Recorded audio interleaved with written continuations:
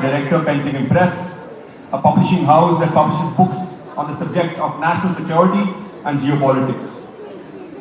My father, Mr. Rajan Arya, started Painting and Press post-Kargil in '99 when he recognized the gap in the awareness on the subject of national security amongst the masses.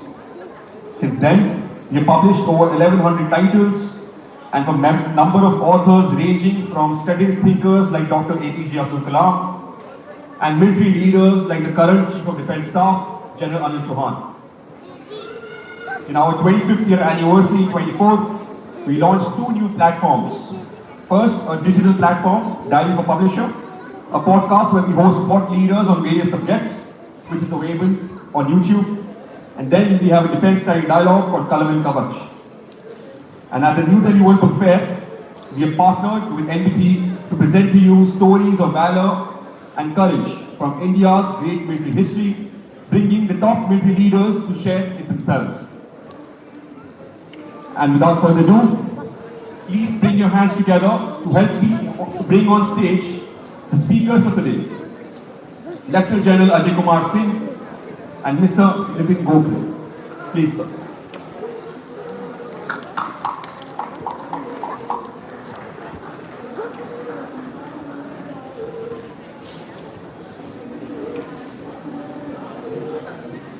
Can I request everyone to please join us for the session? It's going to be an insightful session.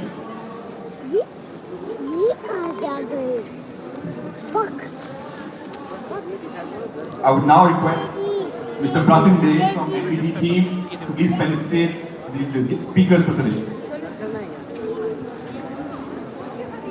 Lieutenant General Ajay Kumar Singh, retired PVSM, AVSM, YSM, SM, VSM, serves as a key member of India's National Security Advisory Board, offering strategic insights on deterrence, jointness, and policy. He was commissioned into 711 Gorkha Rifles from the Indian Military Academy in December 1984. He commanded the battalion on the line of control, an elite Western Theatre Brigade, a Kashmir Valley Counter-Insurgency Force, and Tri-Shakti Corps in the Northeast. An alumnus of National Defence Academy and Defence Services Staff College, he held pivotal staff roles including Additional Director General of Military Operations and Director General Operations for Logistics and Strategic Movements. He was GOC in C Southern Command until 2022. Welcome, sir. We also have with us Nipin Gokhale, who stands as one of India's foremost strategic affairs analysts, a defence journalist, and author, renowned for chronicling military history, insurgencies, and conflicts with unmatched depth.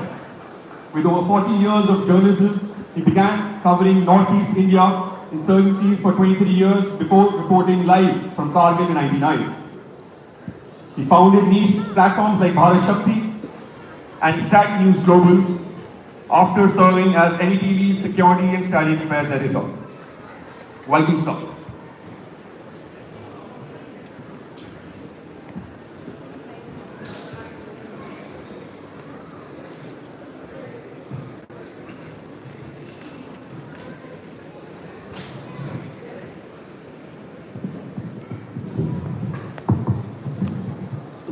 An honor and a pleasure to have both of you with us today, sir.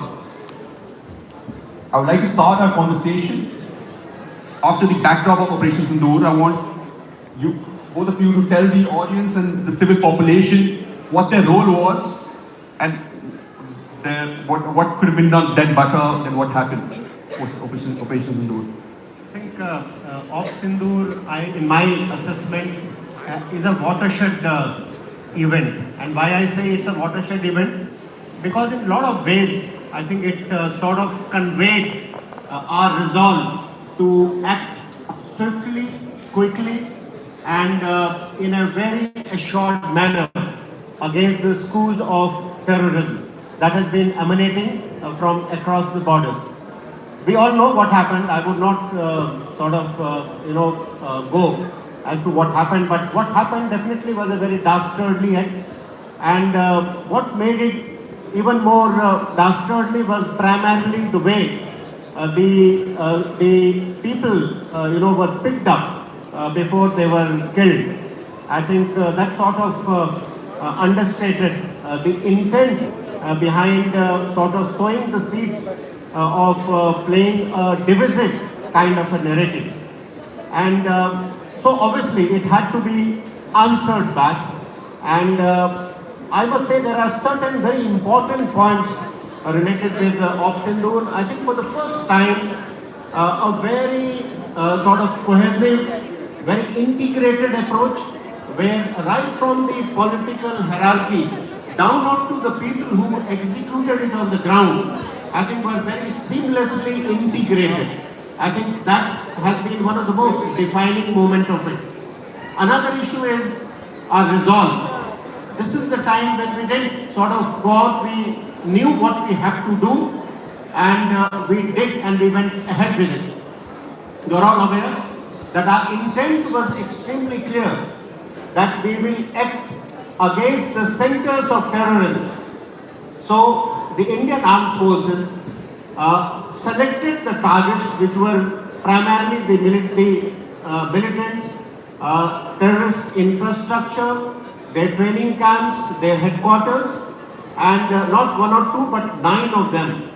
And for the first time also including in Pakistan, Punjab, 2 of them in Pakistan, Punjab, they were sort of decimated, and the way they were decimated, in the sense that precision fire with minimum collateral damage. That was so a very clear signal was sent. Not only was a clear signal sent, but it was also reiterated when our own DCMO very categorically mentioned to his counterpart that look, what we have done is against the terrorists, and in no way should Pakistan army get involved in it. And if it gets involved, then the consequences would be disastrous. But we knew what Pakistan